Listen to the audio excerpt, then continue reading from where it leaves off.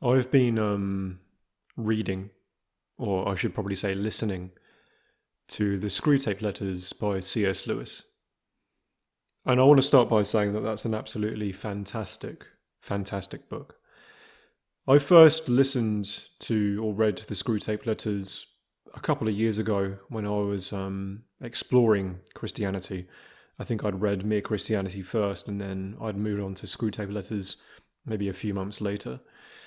And so, obviously, at the time, it was very educational in its own way, but I think it was beyond me in many of its insights, because really, the Screwtape Letters is speaking to Christians who are dealing with temptation, who are already in the swing of trying to live as a Christian.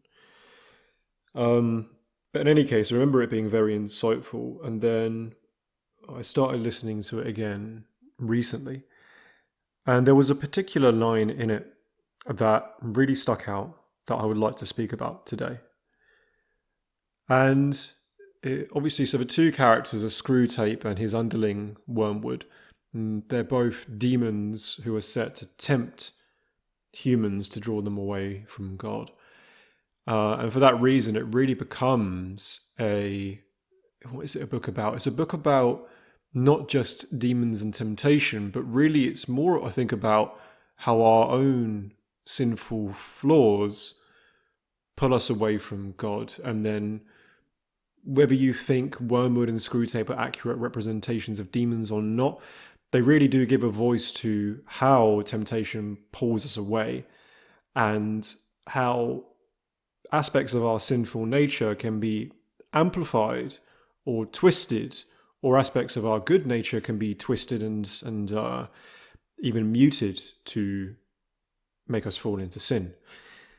Whether that's because of devils or because of ourselves or our own internal lusts and desires and pride or the flesh, the distinction isn't really clearly made, I don't think, theologically. But in any case, these two characters give voice to all of that. Having said that, and I think I would like to do an episode in the future on the Screwtape Letters by itself. I think it deserves its own time to speak about the real standout qualities of it. But there was one passage that stood out to me, and this really is something which I think is pertinent, if you like, from the devil's point of view. Anyway, what was the passage? Screwtape was talking about how what they really want to do at a certain point when they're tempting humans away from God is they want to leave humans. Firstly, they talk a lot about how confusion is one of their greatest weapons, and misdirection. And they want the human to get to a state in which they're so distasteful. They find the idea of prayer or proper diligence so distasteful that they keep themselves needlessly distracted, even when they don't need to be, or even when they don't want to be. I think that was the most important point, right? So if I remember correctly, it's something along the lines of the human will so detest prayer by the time we've done our work that he would rather spend his time staring blankly at a wall, thinking of nothing, than praying. He would rather indeed have a conversation with someone he doesn't like, simply for the sake of having that banal conversation, than pray. He would rather do something completely inane and boring, and in fact waste his time doing something he doesn't want to do, instead of wanting to pray, or instead of actually praying. And I haven't phrased that perfectly, but hopefully you get the idea. But anyway, he summarized the entire thing in this one sentence. He said, when we've done our work, the ideal is that we would have taken everything from the human and given him nothing in return. Nothing in return. Now, there's a little bit of a backdrop to that sentence, right? And the backdrop is this.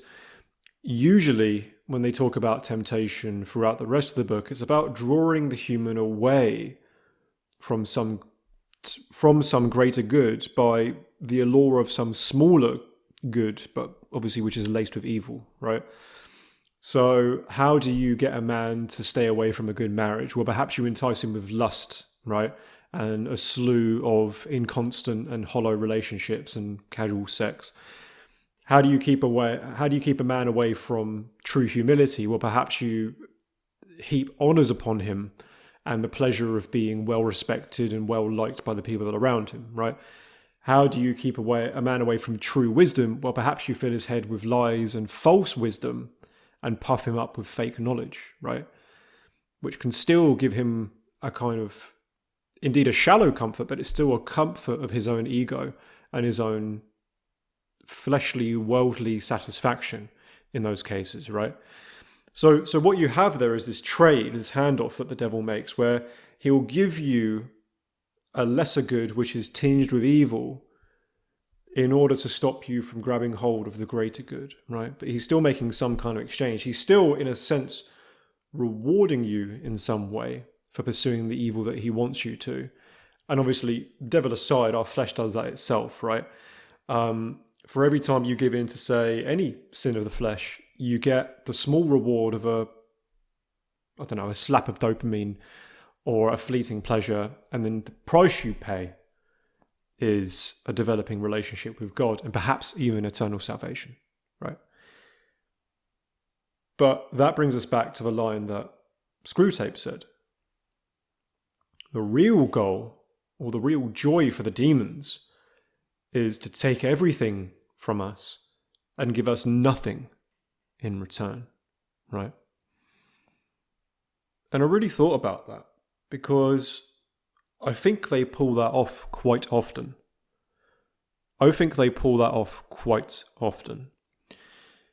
Now, I think the people who they do that to, in fact, wouldn't really be on our radars very much, kind of because of that reason, right?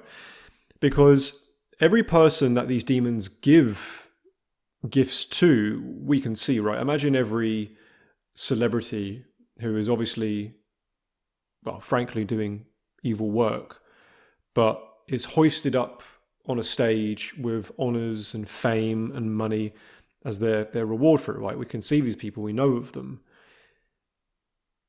I think the people who the devils take everything from and give nothing back are basically writhing around in the shadows. Now, here's one archetype that you might all think of, that you might be able to understand. Imagine the incel, right? Such men do exist, obviously. Imagine the atheist, fedora-wearing incel who doesn't even have a good career, right? The literal, like the archetype of the literal basement-dwelling, fedora-wearing, anime-watching, video game-playing, fat, testosterone-lacking soy boy, for lack of a better word, right? Who's also an atheist. I think that would be an example of what Screwtape was talking about. That kind of person. Because what situation is that person left in, right? What have they actually gained from the demons? Well, firstly, they haven't gained any faith, right? That's the atheism part. They're strictly kept away from faith. Not forever. I know everyone can turn around, and I know you sincerely pray that such people do turn around. But whilst they're kept in that state, they're obviously severed from religion. So that's the first thing.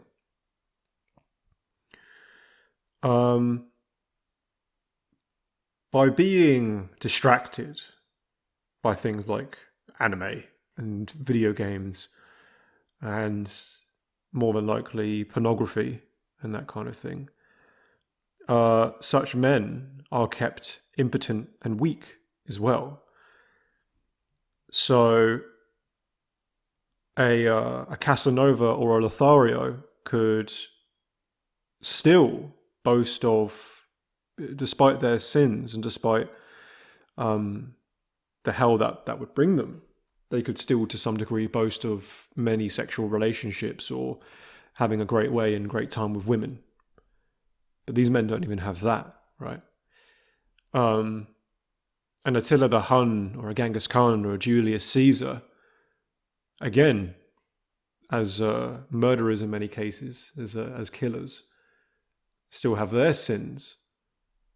But in return, the devils gave them strength, power, right? Or I should actually say, these things, all good things come from God, but the devils were able to twist those things for the ends of evil. Or these men were able to do that too. But you see what I'm saying, right? Still, for all of their murder and conquest, they were in a sense rewarded with the spoils of war and the honor and reverence of man, though that completely pales in significance compared to the honor of God. Again, if you're sat there watching anime all day, watching porn, not going to the gym, and letting yourself get overweight, you're neither going to have romance or courage or strength, and of course no honor either. And for all that time that they're being distracted by these things, often wrapped up in spirals of delusion of one form or another, if they can't even get a stable job or a career, to get themselves out of their mother's basement and get themselves their own house or a nice car or whatever, they're not even rewarded with the most basic of worldly goods, I suppose. Have I phrased that properly? Well, what I mean is I regard material possessions as an even more shallow and hollow form of worldly good than things like love and care and relationships and that kind of thing. Yeah. So yeah, they don't even have that, right? They don't even have, despite everything else, despite the lack of relationships or romance and all of that stuff with a bit more depth, they don't even have material possession. So what have they done in that case? Well, in that case, they've given over all of their sin, right? In a sense, if you think that there's only really two masters that we can serve in this life, God or the devil, then they've given the devil really their time, their attention, their vices. And in this case, the devil has not given them anything back. Nothing in return, right? Now, I know that that's not strictly 100% true, because there's probably some small level of gratification they get from their video games or pornography or whatever. But I think the basic point's been illustrated, Now here's the icing on the cake. Here's the bitter icing on the black cake. This often comes coupled with, such people are often horrendously depressed, right? And so I think that is a real example of what the devil is taking. Because don't forget, the devil hates you, and so do all the demons. They utterly, utterly hate you with every fiber of their being. The devil, for example, probably hates you not only more than any other human being does, but more than any other human being is capable of hating you. And then obviously on the flip side of that, God loves you more than you can ever possibly imagine as well. But, if the devil can strip your life down in that way, whilst there's no glory, no satisfaction, no romantic connection, no wealth or entertainment or anything and just strip you away in a dark corner somewhere, whilst heaping despair and depression upon you in your loneliness, whilst you remain an insignificant shadow to the world around you, cut off from God, then I suppose he's quids in, isn't he? Like, what more could he want in a certain sense? And then obviously in many cases, tragically, that kind of depression leads to suicide as well, which for the devil is a serious, serious win. This is one of the things that I always found so ironic about the atheist worldview. And I can speak about this from the inside as well, because I've been in such a position in the past. But, when you get rid of all religion and go hardline atheist, usually what happens is people then become what they regard as humanist in this broad sense. And what's usually tucked under that for an individual ethic is just hedonism. It's just hedonism. Now, as people might know from my work in the past, one of my books, for example, you can distinguish between shallow hedonism and deep hedonism. And the more clever types will do that, right? They'll say, well, it's not just about me having pleasure, but it's about me also being a good person and this kind of stuff. If I want to really enjoy life as much as possible, etc., etc. It leads to its own dead end. But here's the twist. Here's the ironic thing I found. They would still, personally, each person would want to maximize their own happiness in life. And then they have a vague idea that they do that. It doesn't really matter how they do that, so long as they don't annoy anyone or step on anyone's toes in the process. Yet, these people are consistently, profoundly unhappy. Profoundly unhappy, right? And you'd think, okay, so if you were going to be intelligent about just being happy, and happiness is the most important thing, right? Then why would you not just accept the apparent delusion of religion in order to improve your life? So there's obviously some commitment to truth that goes beyond that. But here's the other thing that always bugged me. Why would you care about truth in that case? There's nothing in that view that really supports truth for its own sake, unless, ironically, you just have faith that truth is inherently valuable. That's one of the funny things. You would have to just take it on faith that truth is good for truth's sake, regardless of how much it makes you suffer, right? Now, I actually believe that, but I kind of recognize the religious underpinnings of that worldview now.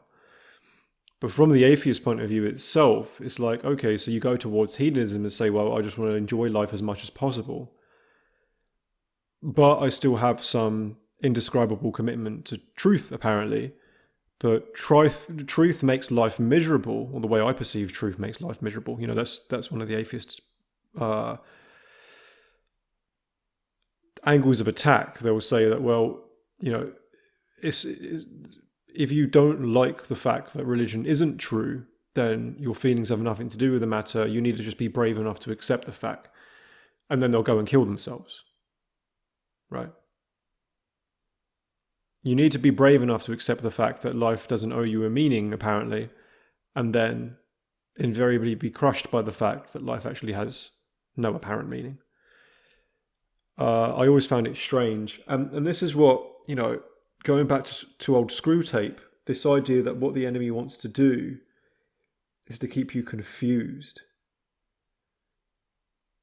But, because once you accept that there is such a thing as God, whether you get as far as Christianity or not, it's like, once you realize there is actually a center to everything, something that both anchors and encompasses everything, an infinite being, an infinite source, a being which is chosen for you to exist, a being that did in fact create the world that we live in and the beings that we are, and gave us a purpose to pursue. And the whole idea of meaning makes perfect sense. And this is the thing, it connects into our souls as well. Like that inherent sense or desire for meaning that we all are tethered to finds its anchor and connects to it. And I think intuitively as well. I think it connects to it intuitively. In a sense, I think that's why religion is so much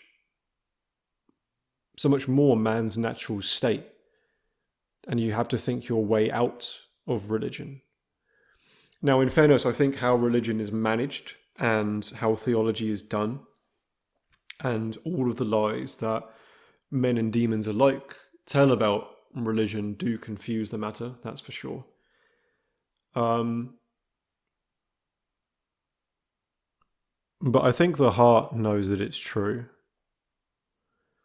I think the heart knows that God exists because the soul knows that God exists.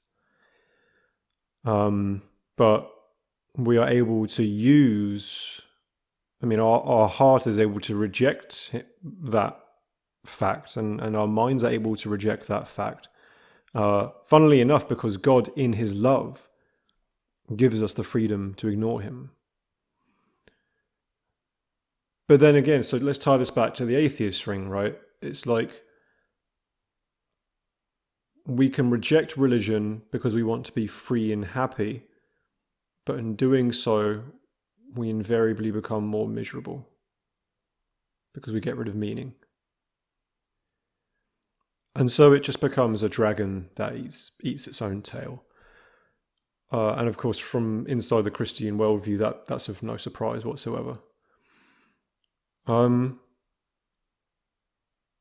So yeah, it's the devil's gambit, isn't it? It's promising you something and giving you the opposite in many cases. So, we can talk about that even more broadly. When people have these grand ideals of breaking away from religion, they think it's going to they think because the break from religion is going to promise more freedom, more enlightenment, more happiness. But actually what happens in return, and what we have got in return, is more confusion, more misery, and no, not freedom, because we're all more enslaved to our weaknesses and our desires.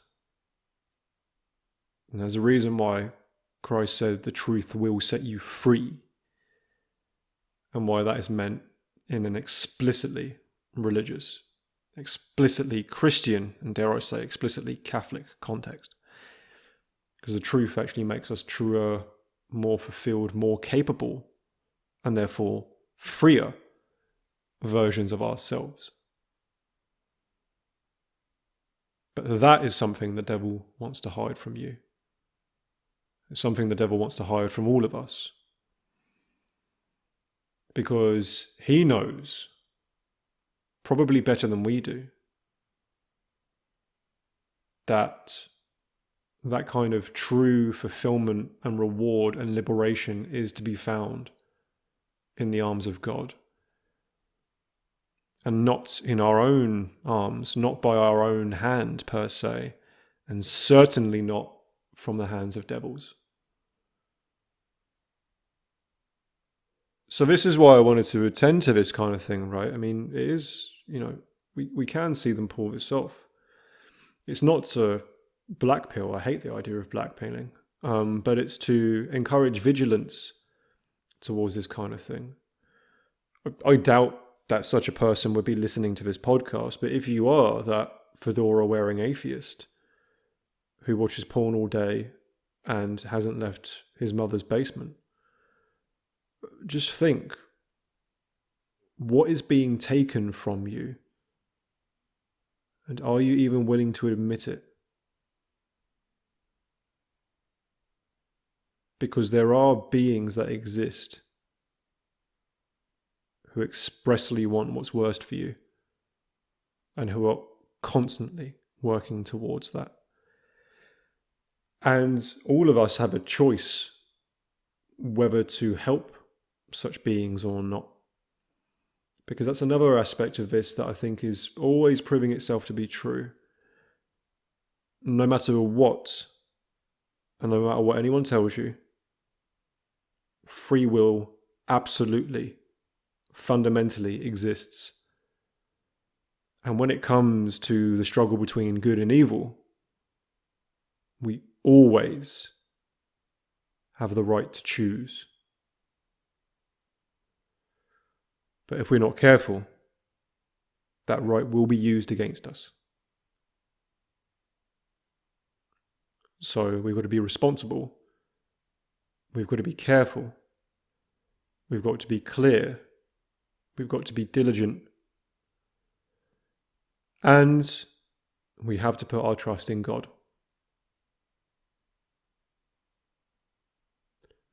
That'll be all for today, I think. God bless you and thank you for your time.